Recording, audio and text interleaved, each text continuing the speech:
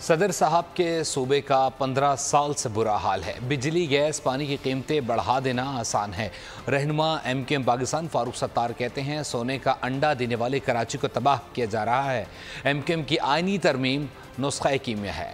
بلدیاتی نظام کو کنٹرول اور کمزور کرنے کی کوشش کی جا رہی ہے۔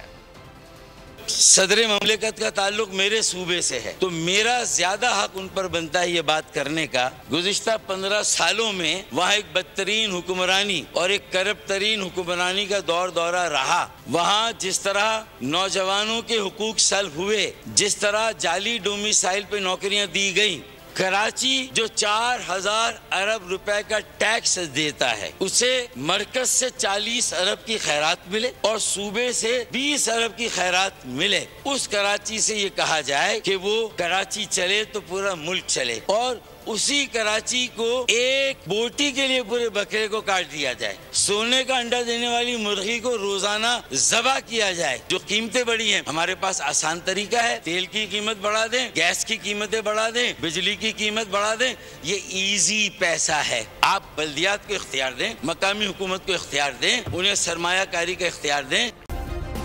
سبسکرائب کریں اور بیل دبائیں تاکہ کوئی خبر رہ نہ جائے۔